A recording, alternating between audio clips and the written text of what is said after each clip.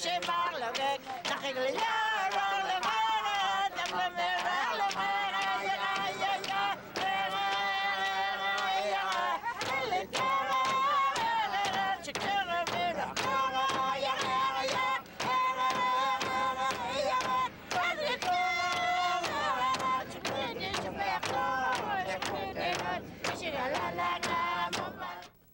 and welcome to SUAANGAN. I'm your host, John Day. On today's program, Janine spoke with her mother, Pauline, on the steps she took to be where she is today. Thank you for joining us today. Tell us a little bit about your background. Where were you born? I was born in Stanton on the Anderson River. Who were your parents? My parents were Gus and Jean Tardif. Tell us a little bit about your family. There were 11 of us in the family, 13 with my mom and dad. The older ones lived with my parents on the Anderson River and around Paulituck, but when I was just a baby, we moved to Clavik. Where did you just finished saying where your family lived. Where did your family live? In the summer and the winter? My family lived mostly in Clavik, but in the summer we went to whaling camps at Kendall, mostly, Kendall Island, and then to the fish camp at Martins Creek. What kind of work did your parents do? My parents were hunters and trappers. Tell us about some of your chores as a child. Oh, when I was a lot younger, we used to haul wood and ice and water and with dog teams and bring our garbage out with dog teams. And mind you, there weren't that many dogs, 3 or 4, but we'd still have to do our chores with the dogs, and we'd have to cut and haul wood, and we never thought it was work. It was just something we had to do. We had to take turns stoking the fire and learning to do a lot of little chores around the house, bringing in kindling and that type of thing. When you moved away from home, what was your schooling like? I was fortunate in that I didn't have to go to school until I was go to residential school until I was in grade 2. I spent my first grade in Clavik, but I went to Grolier Hall, and I also spent my grade 4 in Clavik, so I had 2 years that I was with my parents. But other than that, in the elementary grades, I spent most of my time at Grolier Hall, and then when I was 12, I was chosen to go to Grandin College. I stayed there for grade 7 to 9, and then in grade 10 I moved back to Inuvik to Grolier Hall. How does that affect your life today, the residential school experience? The residential school experience was quite traumatic, and I didn't realize until just recently how traumatic it was. I always thought that it was an experience that I could put behind me and move on, but I now have recognized in the past 2 or 3 years that it was really quite an experience that affected all of my life, and how I wasn't able to do simple things like parenting, some of the skills that I think people take for granted, like cooking. I didn't know how to cook because we didn't have to in an institution. Some of the things that it affects that you don't see on the outside are the emotions, because they looked after the physical domain. We were fed and we were clothed, but they never gave us some of the experiences that parents would in reaffirming you as an individual, for instance, or even seeing you as an individual. Because we were in an institution, we were seen as a unified group, or a group onto its own rather than an individual. So those experiences I think I still carry with me. So I'm still working on how to deal with those. And for many, many years I blocked it off and didn't remember. I have quite a difficult time trying to remember some of who my teachers were, for instance, because I blocked off so much of that time in order to cope and survive and go on with life. What made you decide to make education your life's work? Actually, initially it was just a job that was open, and I applied, and that began my career. Where did you start? Tell us about your first job in a school. My first job in a school was as a classroom assistant in a Clavik, and I spent 2 years as a classroom assistant, but I was given a class of special needs students, and I didn't have any training. Is that what made you decide to attend the teacher education program? The reason I attended the teacher education program was because I was responsible for a class of kids, and I was getting a classroom assistant salary, and the person next door was getting a teacher's salary and had the same number of kids. So I just thought, well, I may as well go and get my teaching certificate. Where was your first posting as a teacher? My first posting as a teacher was at SAMS in Inuvik in the primary end, and I spent 8 years there. Give us a quick background of your work in education, where you worked and in which positions after the teacher. My career in education began, as I indicated earlier, at SAMS as a primary teacher, and then I moved to the college when they had the field-based teacher education program. I spent a year there as a language arts instructor. And following that, I became the vice principal back at SAMS for a number of years. And then an opportunity arose for me to apply for the assistant directorship, which was at that time classified as supervisor of schools. And I was fortunate in getting that. Then I worked my way up as a director for the Beaufort Delta Education Council. I'm currently employed with the Department of Education, Culture and Employment as the Assistant Deputy Minister for Education and Culture branch. For any viewers out there that are interested in pursuing a career in education, what would you tell them of the work that they would have to do and the benefits from working in the education field? I think there's a misconception out there about the work of teachers. I think because the hours of contact with students is from 9 to 3:30, people think that that's the extent of the job. Really and truly, it's a true commitment for after hours work because you have to do a lot of preparation for the classroom before.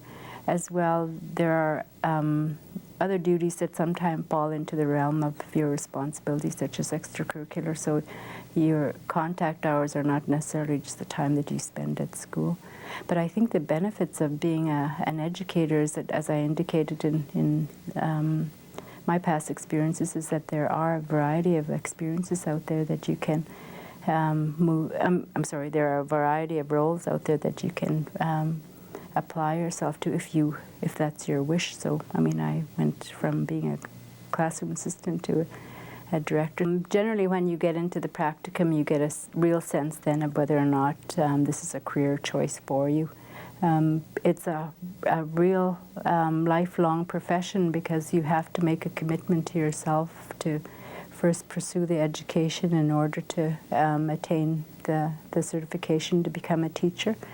Then you have to make a commitment to yourself for not only working the hours as described for contact hours, but those hours after in preparation, and that's a lot of work.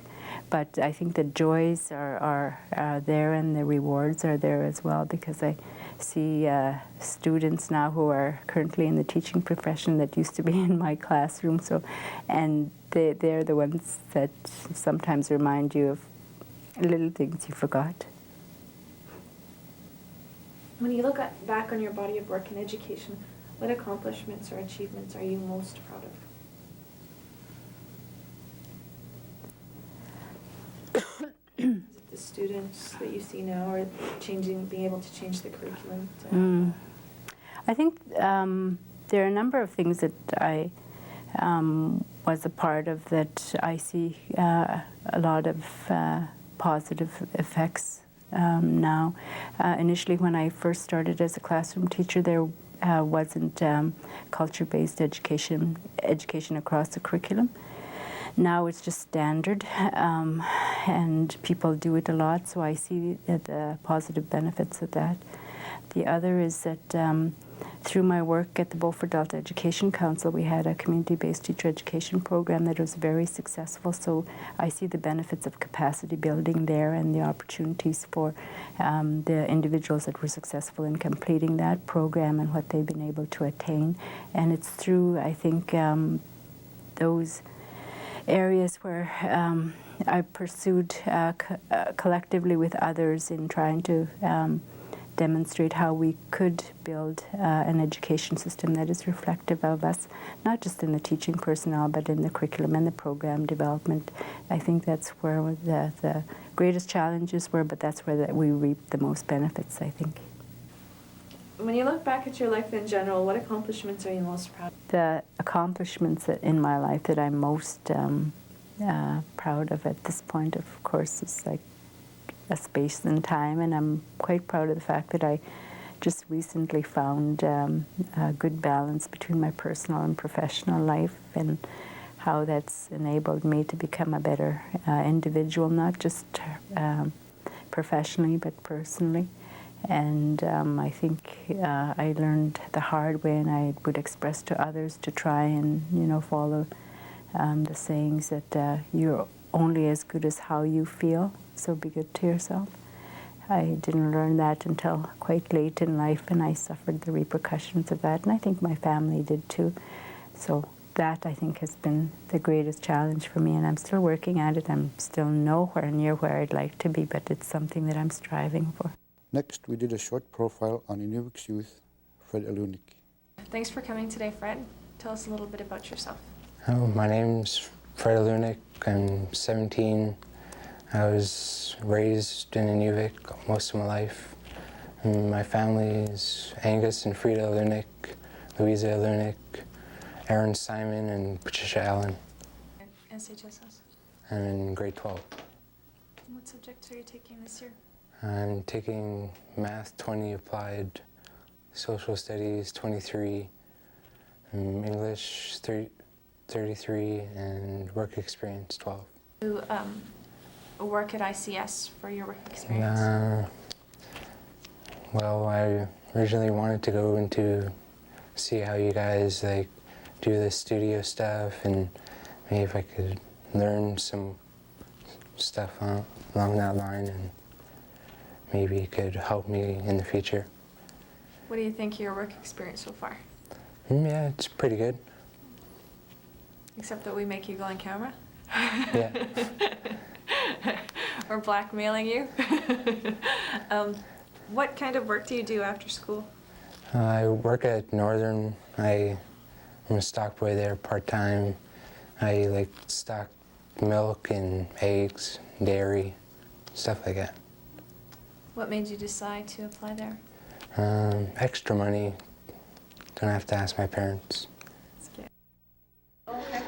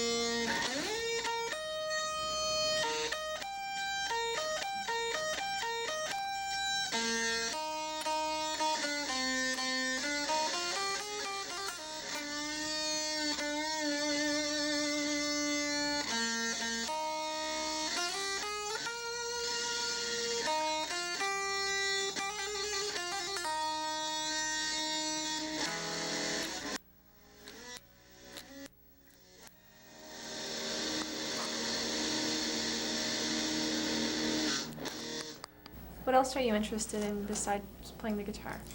I like to listen to music, like to go to a friend's house and watch movies, be at the youth center, play pool, go on the internet.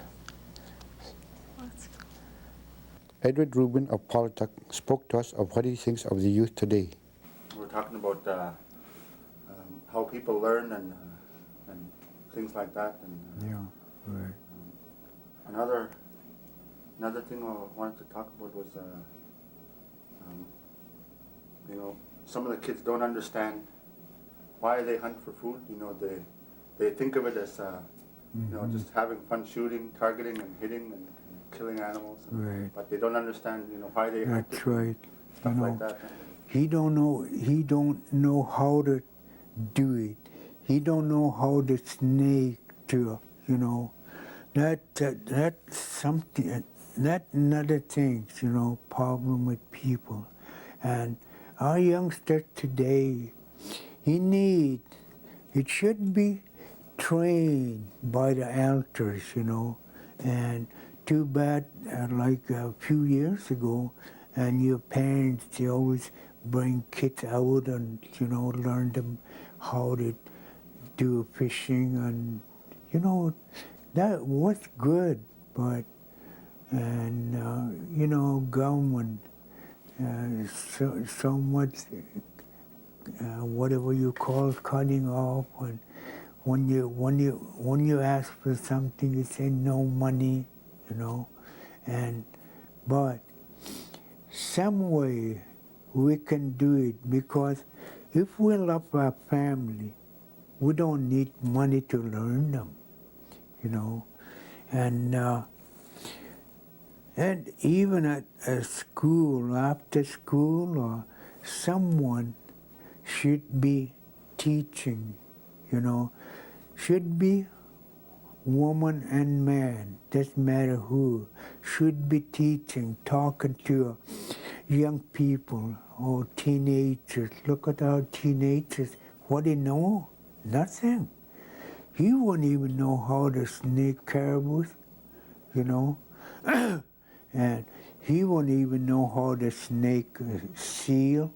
Nothing, no idea. And if we start shooting like geese or ducks, you have no idea how to shoot the same thing. You know, you gotta be trained, you know.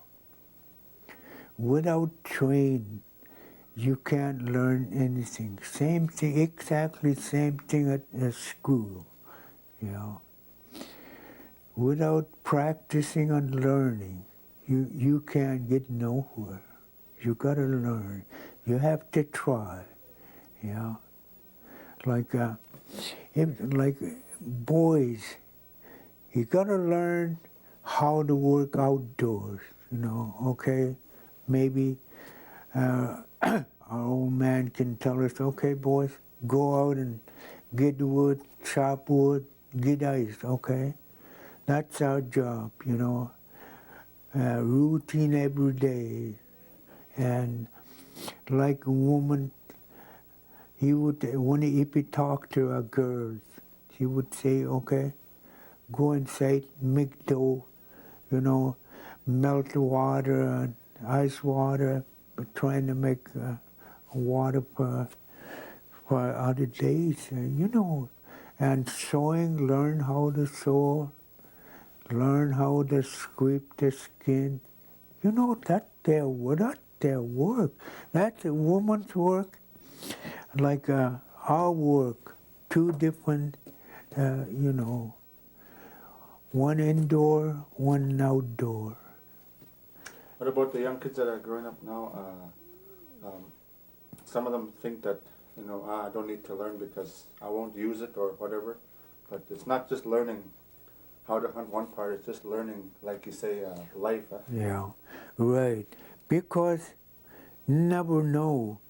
And kids, even how good of an education they have today, you know, he shouldn't say, I don't have to learn this. No.